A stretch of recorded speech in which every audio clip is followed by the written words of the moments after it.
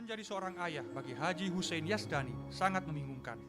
Di satu sisi, ia merasa bahagia, namun di saat yang sama, dia dan sang istri dihantui bayang-bayang suram nasib anak mereka. Fatima, 4 tahun, lahir di rumah detensi migrasi Semarang, dan Zahra, yang masih bayi, lahir di penampungan di Sidoarjo. با هم اونجا عروسی کردیم و چی میره چیزیم باز این جامعه درباره حامله خانم در کمپ حامله شد سیماران میگه وضعیتم پیشتر گفتم دیگه وضعیت به عنوان که ما پدرشون خوب بود ولی به عنوان از اینکه آینده از این مبهم است در یک کشوری که ما اجازه کار و اجازه تحصیل نداریم و محدودیت زیاد است طبیعی که من نگران بودم تا هنوزم نگرانش هستم و نگرانی من پایدار است. Seiring usianya yang bertambah, Fatima semakin tahu bagaimana seharusnya anak-anak hidup. Dua anak ini tak memiliki tempat bermain yang layak. Mereka hidup di satu penampungan ke penampungan yang lain. Fatima ingin bersekolah, memakai seragam, dan membawa tas.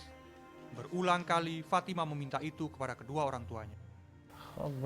همش حرفای مبهم میزنم. اما رقم که آینده من مبهم است، رقم حرفای مبهم به نظمی تزریق شده.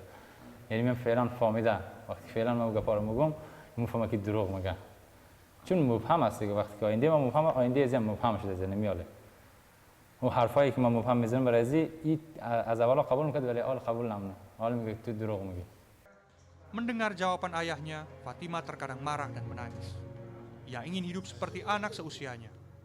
Itulah momen menyakitkan dan menyedihkan yang dirasakan Hussein sebagai seorang ayah. Semakin lama terjebak di Indonesia, semakin buram masa depan anak-anaknya. Pemerintah Indonesia sendiri membuka kesempatan bagi anak-anak pengungsi untuk bisa bersekolah.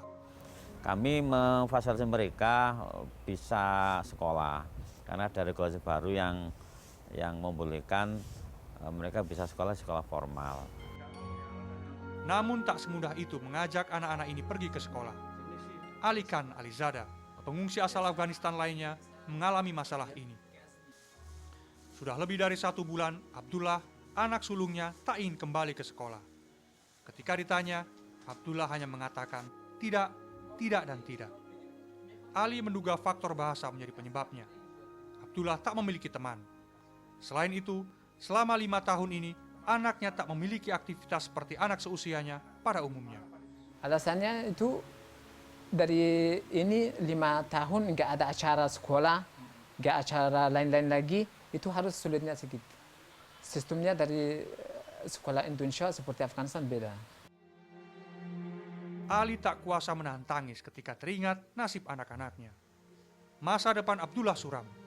Begitu juga dengan si bungsu yang divonis mengalami keterlambatan bicara. Setiap minggu, ia membawa anaknya terapi bicara. Saat ini, istrinya juga dirawat di rumah sakit dan akan menjalani operasi tiroid. Ali berharap bisa diberangkatkan negara ketiga. Juga ingin bisa menjadi warga negara Indonesia jika diberi kesempatan.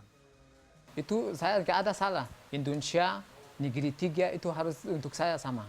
Itu maunya saya harus, maunya yang jadiin anak, saya boleh kerja, yang harus yang bikin aman saya, harus pikir yang sakit. Ali, Hussein, dan ribuan pengungsi lainnya hanya berharap bisa menjalani hidup normal seperti manusia lainnya. Setelah itu, barulah mereka bisa kembali berjuang membawa keluarga mereka yang masih terjebak di Afghanistan. Miftah Farid, Andreas Wicaksono, Sidoarjo, Jawa Timur.